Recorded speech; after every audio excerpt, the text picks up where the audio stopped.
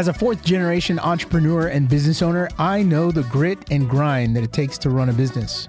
With ChingonSA, we're capturing stories from other local business owners and community leaders to highlight them for you, our querido community of San Anto. From the culture, for the culture. Hey, what's up, everybody? Welcome back to another episode of ChingonSA. I'm Luis. I'm the host of the show, and just want to say thank you so much for continuing to like us, to follow us, to share these episodes, just so we can expand our audience with like-minded individuals just like you. I am super excited to welcome today's guest to the show. Mariana Loya is the founder and creative force behind Lit Design, a boutique interior design firm specializing in high-end remodels, new construction, and bespoke furnishings. That bespoke, watch out. Yes. Not your everyday furniture. Yeah. Bespoke furnishings. Originally from El Paso, Texas, she moved to San Antonio to pursue her studies in interior design at the University of Incarnate Word.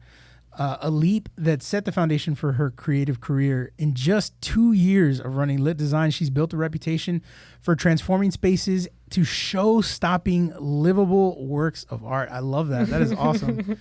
Where every detail has purpose and personality. When she's not overseeing projects or sourcing the perfect statement piece, she's raising 2 kids, refining her pickle game. That's we'll talk about that for sure. Yes. And proving that great design, just like great leadership, that it's all about balance, vision, and a little bit of daring. Mariana, welcome to the show. Thanks so much for coming on. Thank you so much for having me. I'm so excited to be here. Yeah, we were introduced by Cynthia Perez, who was another guest on the show. Yes. And she talked very highly of you and about you. your business. So, yeah, I'm so glad that we were able to finally connect and get you on the show. Thank you so much. Yeah, Cynthia and I know each other from Incarnate Word. Okay. So, yeah, that's when we became really good friends. And it's a funny story because, like after college, life happens. Sure. You get, sent into different directions and life it takes you where it has to. And then one day I was pregnant and I saw her social media and she had just had a kid. And I was like, I need your help, as first-time moms need to for sure. stick together. That's right. That's how we, got close again. And it's been a blessing. Another way to build community Exactly. with folks. So that's awesome. Yes. So you came to San Antonio for college. Yes. Was that your first time venturing outside of El Paso? It really was. Yeah. It's a funny story because you're in high school and they tell you, like, what do you want to do? What do you want to be? And I come from a family of doctors. So, nothing. Nothing has to do with anything. And when I was in high school, I told my counselor, like, hey, I want to be an event planner. Okay. And then he was like, there's no such thing. Yeah. I was like, what? Okay, well, interior design? And like he was like, architecture. And I was like, okay, I guess, I can give it a try. And then they put me like in an internship with this. I will never forget that day. I went to the internship and it was with this architect and they put me on like a parking lot project. Okay. And obviously, I was in high school, a senior, and I'm like, I don't want to do this for a living, and it was ignorant of me not to, and I was like, no. So I had applied already for architectural school and I was like, no, like, I don't, I can't do this. And my cousin, who's like an artist, she just moved back from San Francisco. She's a tattoo artist, amazing. Yeah. She was like, hey, I'm going to San Antonio to Incarnate Word. They have interior design. Come with me. And I was like, oh, I don't know about this, it's and then, you have the boyfriend, that you're going to marry when you're in high school. Right. And I'm like, I don't know. And she's like, just do it, apply. And I was like, okay.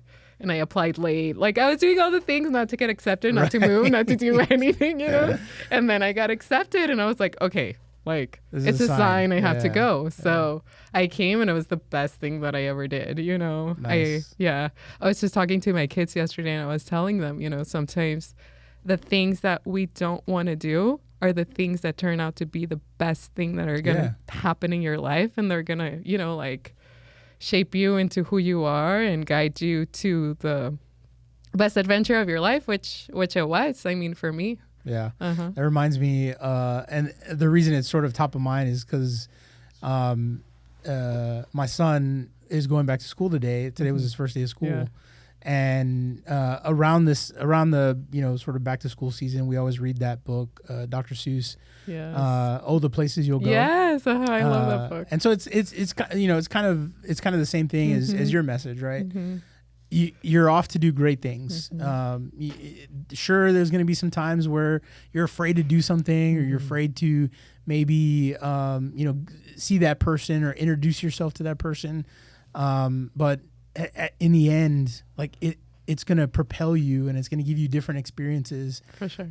So I love that. That's really awesome. Yeah. Same kind of message as what your cousin was trying to relate to you. Exactly. So there's this phrase in the song, and I always think about it, and it says, like, sometimes the hardest thing and the right thing are the same, like, I know. Yeah. And I always go back to that phrase, and that's what I try to tell my kids. Yeah. And even like with it, I think it relates to everything, right? Like to relationships, to business, to and we'll get into it later, but it's true. Yeah, absolutely. So I love that phrase. It's like, so what did your family think of you going into interior design? It was so funny. So yeah, I tell them this my senior year, right? Yeah. And then my dad is like, you don't even draw, like, because you think about these things. And I was like, well, put me in a class. And then he was like, okay, sure, so I started, like drawing and whatever.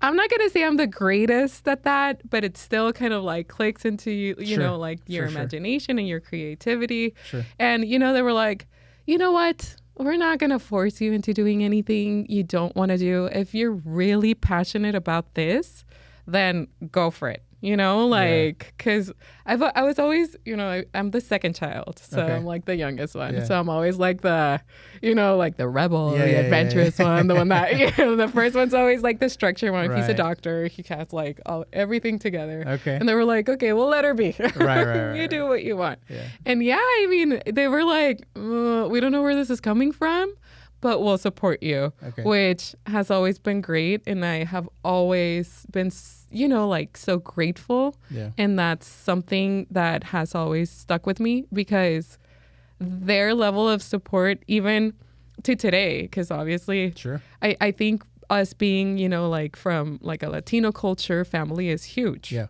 So having every time, like, something happens, and having that support system that you can fall back on. Even when I was thinking about opening my company, I went back and I was like, what do you think? And obviously, there's my husband, you want to get that support as well, but also, you want that also validation from your parents. Right. You know how it works. Yeah. But and that's so important. It is. It is. And they never doubted anything that I've done. And, by having conversations, they're always like, we're so proud of you, but are you proud of yourself? Which is something that I try to also tell my kids, I want you to be proud of you and what you're doing every day. Yep. And I think that's why we continue to do what we do, to make ourselves proud and make like whoever we are, kind of be better. Not only for us, but like you bring up a lot like for the community and everything, right? Yep. Because if we're thriving, then our community thrives and we all grow together. Your team, business partners, if you have them, your clients, everybody around you benefits from that. Exactly. There's one thing I tell my kiddo every morning, or there's three things I tell my kiddo every morning: be kind, try hard, and make right choices. Yeah. Those, if you can, go throughout the day with that sort of mentality, I think not only are you going to be okay, but the people around you are going to be okay. Yeah. They're going to feel safe around you. So I love that. Good. Kindness goes a long way, and I think like family is huge. Yeah. I didn't get that growing up, to be quite honest with you. I know this is a business podcast, right? When we're talking a bunch about family. Now I geared it into something else. That's all right. But I didn't get that encouragement, that support growing up. So it was really important for me to as a dad to be able to implement that with my son and encourage that, and ask him, hey, are you proud of yourself? Because I'm proud of you. Just like what you were talking about. So that's awesome. I love that. Well, that's good that you took it as something that you could do better. And, there's lessons to everything. So. Yeah, for sure. So I'm curious, are your parents, you mentioned they're doctors, your brother's a doctor. Do they own their own practices? Were they like encouraging you to go out on your own from the beginning? Not what really. Was that look like? No. My mom was like, like, are you sure?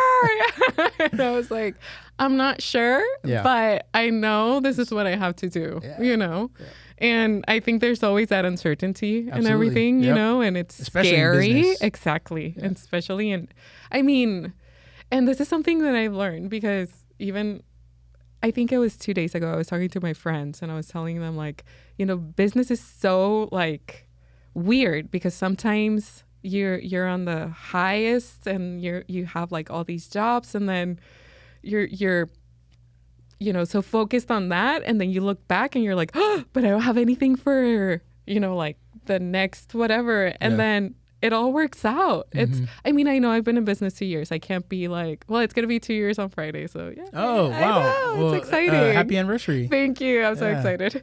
But and then everything works out. Yeah. And you just have to trust, what you're doing, and then it'll continue to come. And that's what I was talking to my friends and my parents about. My dad, being a doctor I think here too, but in Mexico, was always like, it's a tough job, right? So he wouldn't get home until super late at night. But one thing I always admired from him, and he did have his own practice, and he's an entrepreneur himself, and I've always been so like amazed. Yeah. And I'm always so impressed, and I'm so proud of him, because he always looks for different ways of doing business, So right now he has like an insurance company for doctors. So nice. He geared away from the medicine, but still took business and took it into medicine, to make it thrive into what he knows best and what he wants to do. That's great. Finding different ways to help the community, support the community. Exactly. Yeah. And he tells me about his projects, and it's so inspiring. Like, I know he works, he's one of the doctors at one, how would you say it in English? Like maquilas? Maquila? Maquilas. Do you know what maquilas are? I have no idea. Oh, okay. I've never heard of that. What is that? So in Juarez, we're a border town. Sure. So a lot of like very high, like huge companies, like let's say Avery, Okay. Which is the ones that make all the products for like school supplies. It's one the one with the triangle. Right. So they put their production manufacturer. In the border, because they know, it's terrible, but they know they're going to get like cheaper labor, and then they're right next to the border. So it's kind of like it facilitates it for everyone. No? That makes sense.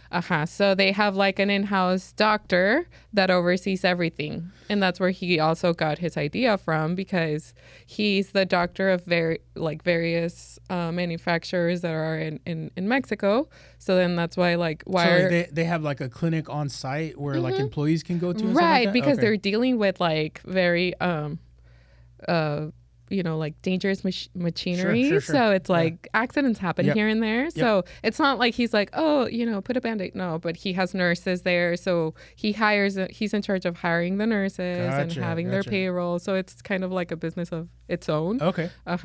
So that's where he saw the need for that. But then he also saw the need of like all of this food that's coming out of these like manufacturers that it's getting, like thrown away. So he's like, how can we benefit our community from it? So then he talked to the government about doing meals for people. I love that your dad found an opportunity in the production area. So so he doesn't have a clinic like a family. He does. Oh, so in addition. Oh, wow. So that's why for me it's amazing, and it amazes me every day, because I feel like I don't even have enough hours in the day. And then you and then you hear these things and it's like, what am I complaining about? You know, like, how is he, you know, doing all these things and still, you know, because I will say that. He never missed like a basketball game, a volleyball game, a parent teacher, you know. So aside from everything that he was doing, yes, you know, like he would get home super late. Sometimes he wouldn't say goodnight. Sometimes he would tuck us into bed, you know, but he was a very present dad in his own, you know, That's like so awesome. it is. It's amazing. Yeah. So I really do admire. That's awesome. I'm so glad to hear that. So let's talk about you and lit design. So what was the sort of catalyst to kind of, you know, to launching lit design? Where did the idea come from? Why did you want to do it? I'd love to hear just kind of like your origination story. Oh my gosh. So I got a job at a very high-end interior design firm. And it was like my dream job, right? And I just kept on getting promoted, and I was at a point where I was a senior designer. I was doing the projects that I loved, you know, very high-end projects. And at the same time, you feel a little comfortable, no? Because, okay, you're doing what you love, but it's not your responsibility, you know. So and you're still getting your paycheck every, you know, like every 2 weeks or whatever. So I was very comfortable. But then we started getting super busy, and I got pregnant, and I had a newborn, and I mean, I have 2 kids, you know, and the level of stress that I was under, it was ridiculous. And, you know, like, I guess the flexibility wasn't there. Sure. So it was just a matter of like, okay, what's more important for me, like my health and my mental health and my family, or, you know, like my job, which is not even something that's mine, you know, like I'm doing it for someone else, and I don't even know that they know how much stress I'm under. And sometimes, you know, like in design, you have like, it's kind of personal too, and it gets catty sometimes. And, you know, like, so it was something that we would talk about, and then okay, but no, and then, you know, so it was just a matter of like, it came to a point where I just couldn't take it anymore, and I wanted to be more flexible for my kids too. So that's why we were going to take a really like long trip, and I was like, okay, I'm going to quit. I'm going to go on the trip, and I'm just going to like pray that everything's going to work out. You know, I had a couple of job offers aligned. So I was like, okay, you know, if anything, I can come back to one of those. So I didn't know what I was doing, but I just knew that I couldn't continue there anymore. For the sake of my family. So then before we went on our trip, I got a phone call from a client. You know, and they were like, hey, you know, we want you to remodel our home, and talking about it. And that I will say, I think in business, especially like in design or high end, your connections are everything. And the people that you know is everything, because it'll only open up opportunities for you, right? So whenever I got this call, it was for a very, very high-end remodel. So, you know, and by talking about the project and everything, I was like, okay, you know, I'm going on a trip. I'm going to be MIA for like about a month, and then coming back, we can talk about it, you know, like. And then he was like, okay, you know, there's no hurry. You take your trip, have fun with your family, whatever. And I knew this client, so, you know, you had the rapport and the relationship. So then we were like, okay. So going on the trip and talking to my husband, you know. Had you already quit your job? I had already quit. Oh, wow. Okay. Yeah. So I quit, and then there was like a week, and then I was going to leave. And the day before I left, that's why he called. Gotcha. Okay. So then, you know, I was like, okay. And I still no plan. You had a couple of offers, but still no plan. No. You were going on this trip, and you were just. I was like, I don't want to stress right now. Sure. We'll go on this trip. You know, I had just had a baby. I think he was like 4 months. And, you know, like I was we were leaving him. We were going with our older son. I was like, I don't want to have any stress. Yeah. I want to have a trip that I know I will never have again. There you go. Where I'm just like, I don't have any obligations or any, like, I don't know, maybe I was very irresponsible from my part, but I was like, hey, why not? Yeah. So when we were on this trip, I spoke to my husband and I was like, hey, so crazy, this just happened, what if it's a sign, that maybe I could, like start my own company. And he was like, he had his company. Okay. So he owns a business as well. And he was like, well, why don't you come work with me? And I was like, let's, because he does architecture. Okay. That's important to say. Don't think that. So, it's a good point that you bring that up. Like, I'm really curious, what is technically, or what is the difference between an architecture and interior designer? Like, how are they, an architect and an interior designer, how are they different? Okay. So for me, every interior designer works differently. Okay. But for me, I get into the construction aspect as well. Like, I don't actually build it, but I get very involved in all the drawings. Okay. So like if you hire me to do, let's say, a remodel, no? So I go in, I measure the space, I do a demo plan, I do, like a space plan. Okay. And a lot of the times I like to give my clients like two options. Like if we're redoing a kitchen, so I give them two layouts and I say, okay, this is our dream. Yeah. This is another one that can work, Yeah.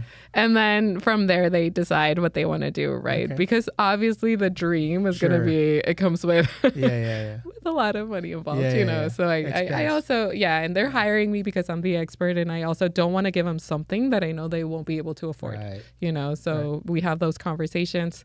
But so I take it from that all the way to finished selections, all the way to furnishing. So in that aspect, I'm very involved in all of it. Okay. So architects, though, I don't do any exterior drawings. I don't do any structural or anything like that, right? Okay. So architects do like a new construction, right? Sure. They do what you see, which is the shell of the home, and sometimes they do get involved in interiors. Others don't. Others have a team, or others hire me. Yeah. And I've been super blessed to have those connections where I now work with a lot of architects here in town. So I love that I can collaborate with them, right? So whenever they have like a floor plan, they come to me. Well, they obviously talk to the client and say, hey, we work with her. Right. So they interview me and see if it's a good connection, because that's super important, especially when you come into something as personal as your home. Right. Like, I treat it as a child, and it is. Right. So, so if they hire me, I look at the plan, and a lot of the times architects, they do a layout, but they don't focus on how are you going to be living in the space? Yeah. So they're more about the functionality of the space. Exactly. You focus more on like the aesthetic of a space? Not really. Okay. No. So I ask all the questions like, do you like to entertain? Are you someone that's going to hire? And if you do you hire a cook? What do you do? Like your everyday life. And then from there, I go to the floor plan and incorporate everything from our interview into that floor plan. So it's more than just, let's have a stove and a refrigerator. Right. No. But how it is going to, how is that floor plan and that space plan going to work for your everyday life? Gotcha. So sometimes they love me. Sometimes they hate me because I'm like, move this, do that, and I redline and I tell them I bled all over it, like with all the, and of course I think at the end of the day, it's teamwork. Sure. And we have to work together in order. Yeah, exactly. Yeah. And I mean, like you're talking about, I can see that for sure, because you're talking about it being such a personal space for your customers, your clients. Mm-hmm. I would imagine that you would have to work really closely with them in order to make sure to be able to bring their vision to life. Yes. So yeah, I can definitely see that. That's interesting. Thank you for clarifying, because I always had that question. Like, what is really the difference? Well, okay, so there's interior decorators as well. So I think I'm gonna get some hate, but it's okay. So interior decorator is different than interior designer? Yes. Oh, wow. Yes. You're blowing my mind right now. I know, right? No, so decorators are also just, they do furnishings, or they do more of like staging, or they do, or it's like, put 3 lights instead of 2, and then they pick the light, and, but there's so much more, like, for an interior designer, we're a little more educated into everything that comes with construction as well. So we're involved in that. Like, and I'm not gonna say I studied interior design, so I graduated with a degree, but a lot of people didn't, and they have been doing this for over 20 years. Oh, wow. And they're great at it. So I'm not saying that you have to have a degree. I was very blessed to have one, but I feel like your experience also comes from the field. Yeah. And like. So how long in total have you been doing interior design? So I don't think I spoke about this, but after I graduated, I specialized in lighting design. Okay. So I did that for like 3 years. Okay. And that was something in school. It was something that always like blew my mind, right? Because I think lighting is everything in a space. And I incorporate lighting into, you see my designs and it's like, there's lighting even where you don't even expect it, contractors hate me and they're like, oh, she lit this again, and that's where my name came from, like lit design. I was curious about that too, because your logo has capital L, capital I, capital T. So I wondered if it was like an acronym for something, but no, that's not where it came from. It's because you started out in lighting. Okay. And really, I try to convey that in all of my.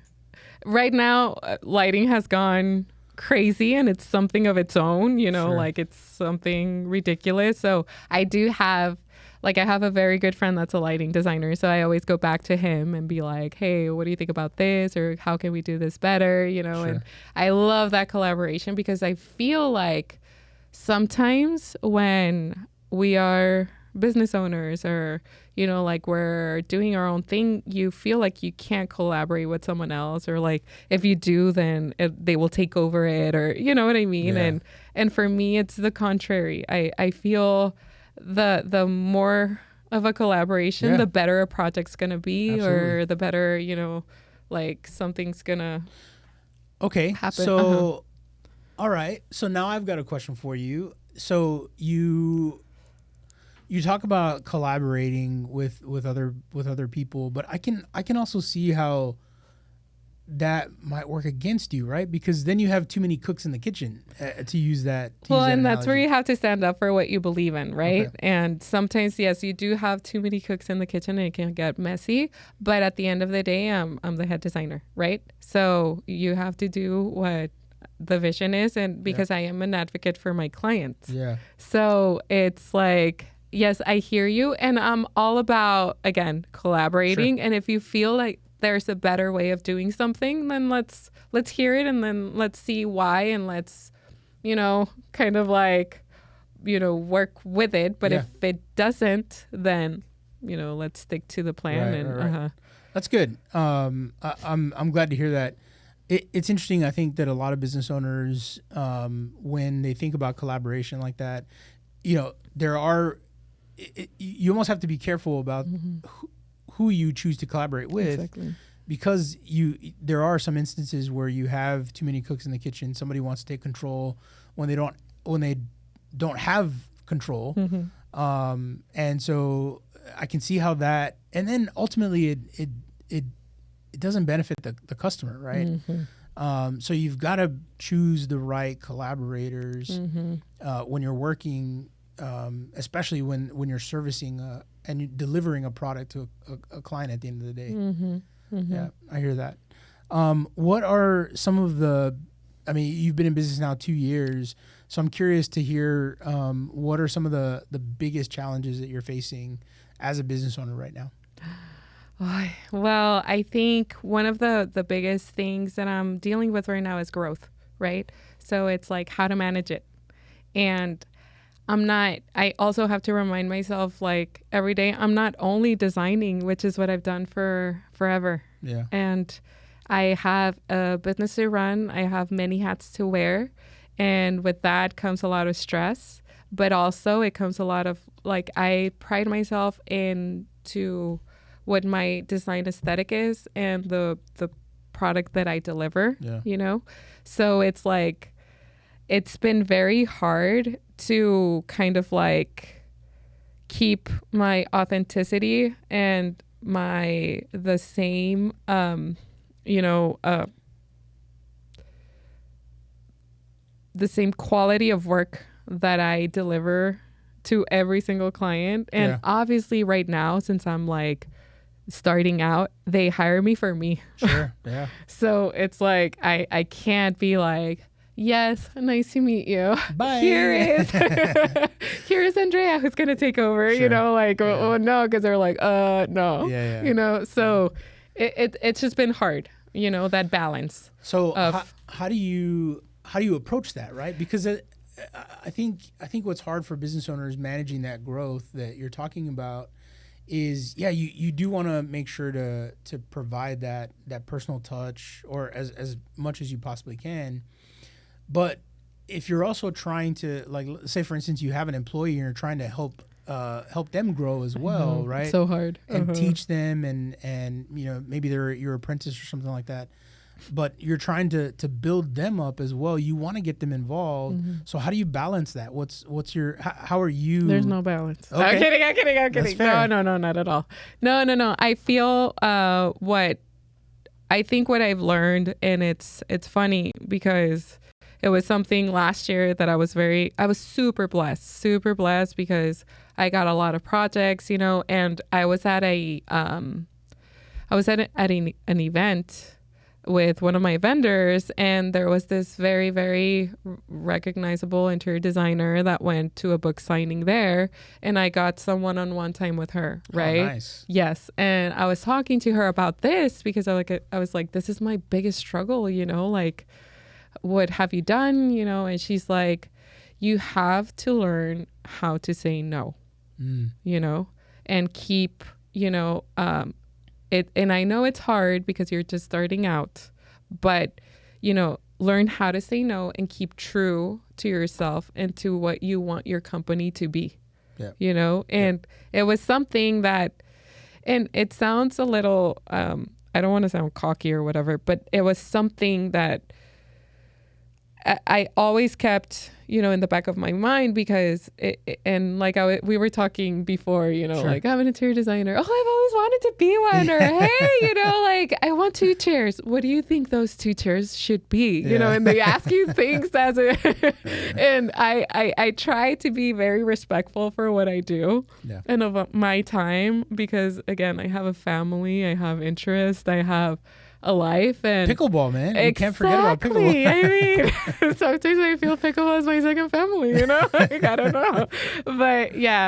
But it's just like staying true to what I want my company to be. Yeah. And that is to focus on high end, you know, like design work. Nice. And because that's what makes me happy. Sure. And that's what makes where I thrive. Yeah. And I want, if like I mentioned before, it's all about who you know. And I've been very blessed to not have to do any marketing. I mean, you probably went through my social media and I have like 5 posts and it's terrible. I know. I need to work on that. But, you know, it's been word of mouth. And I think that's very, very important to me. That's because, awesome. Yes, I've been blessed and I want to continue that, you know, and that level of work in order to continue to get those referrals. I mean, you don't have to like give me any names of particular people or whatever, but are there any projects that we would recognize if we saw, like, if we walked past it, or are you doing like just residences, homes? Do you do anything in the commercial space where we would walk by and say, oh yeah, that's Mariana's design? Okay, so I thrive at residential and I love residential, but I've done commercial work as well. Okay. So the one that I did that you would be like, but it closed, so it's so sad. Oh, man. Yeah, I know. Did you ever go to Gordo's or no? Yeah. Okay, so I did that. I did Gordo's. Right now I'm working on a project that I don't know that I can talk about, but it was something that I was super excited, to work on. This architect asked me to work with her on it because it's something, you talk about legacy, right? And it's something that I think is going to stand for the city of San Antonio for a long time. So I know I'm very proud and very excited. So is it in the process right now of being like built or? No, it's just in the process of starting conversations and starting the design of it. All right. Well, when the project is complete, you're gonna have to come back and talk about it. I will. Right, good. So moving forward, kind of thinking about, kind of along the same lines of what we're talking about here. How do you see your business impacting the San Antonio community? Mm-hmm. What kind of impact do you feel like you want your business to have on the business community, on the community in general? Mm-hmm. So for me, it's super important. Again, I come from a family of doctors, right? And I always tell them, like, I'm not saving lives, but I'm changing them. Yeah, there you go. Because that's a great way to look at it. It is, and that's why I give a little tap on my back because I feel so proud of my work, right? Yeah. Because I feel like every time you go into your home, it should give you like a sense of ease, right? Yeah. And of peace and of quality and pride. Yeah. So every time that you come into something that's like beautiful or that it's well thought of, it doesn't even have to be, because beauty comes in the eye of the beholder. Absolutely. Right? Yeah. But that it's well thought of and it has a purpose, then you want to do better. You feel good and you want to continue, to have that quality of life. No? Yeah. So that will not only inspire you to be a better person, but to work harder. Yeah. So for the doctor, for the business owner, for the, dentist, for the, insurance, you want to thrive, to have those things and work harder and be better, so if it's only making you want to work harder, then it's only making you want to like grow your business and give back to the community. You know what I mean? It's like kind of like a ladder thing. Yeah. So that's how I see it. I'm not going to say like, oh yes, my design will impact the San Antonio. No, but in that sense, I feel, like it for you as a person, it will make you feel good and want to make you continue to do good in life in order to be able to achieve these things. And that speaks to your legacy as well, right? Mm-hmm. Like what your legacy the legacy that you envision leaving behind for your community, your business, your family. So I love that. That's awesome. Yeah. And we talked about family. So yes, that's very important for me, for my kids. And sometimes it's very hard because they see me working. Like sometimes I have meetings that run a little later, or sometimes I'm with them the whole day, and then the next day they don't really, we don't get that one-on-one. Sure. And I always tell them like, I'm doing this for you guys. Right. And I feel like I'm not like an absent mom or anything at all. That's why we spoke about like opening your own business and doing that. Right. Yeah. But with growing, it also comes with a little bit of sacrifice. Right. And I hope, and what I really pray to God is that they see that hard work and that it motivates them to want to do it themselves too, when they grow up, and know that not everything happens overnight and not everything is easy, and that you have struggles along the way, and it's not all flowers and butterflies, and, and you have to continue to put in the work in order to get, something out of it. And that's with everything, and that's what I'm trying to also kind of like leave for my kids, because I will only make them better citizens, like, and better for the community. Absolutely. That's where you circle back, right? Yep. Mm-hmm. That's awesome. Mariana, this has been a super fun conversation. Yes. Thank you so much for coming on the show. I want to be respectful of your time. I know we only scheduled a 30-minute conversation. But if people want to reach out to you, get a hold of you, if they, are interested in your services, what's the best way for them to reach out to you? Is there a website, social media? What do you prefer?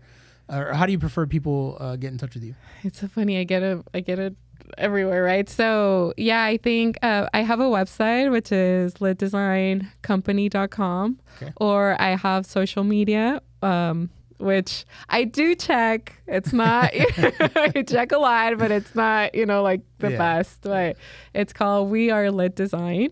Nice. And then you can DM me. I will answer that. And then on my website, I have my office and my cell phone where you can reach me at.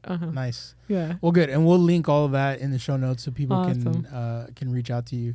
Thanks so much for coming on the show. It's been a great conversation. Me. This was the first time. This was really the first conversation that we've had. So, I really enjoyed getting to know about Lit Design, about you, and where you came from. And I'm excited for your future. Wish you nothing but the best. Thank you. Thank you so much. Success. Thank you. Yeah. And thank you for inviting me. Yeah, absolutely. I'm glad that Cynthia connected us. Yes, I'm so glad too. Awesome. Guys, thanks so much for tuning in to another episode of ChingonSA. My name is Luis. I'm the host of the show. We'll see you guys next week. This has been an MIG Studio and Serafina Digital production. Be sure to like and subscribe to the show on your favorite streaming platform, and tell a friend about the show by sharing this episode on your Facebook and TikTok. If you're a business owner, entrepreneur, or someone doing something really cool in San Antonio and want to get your story on our show, email me at luis@myinsuranceGroup.com.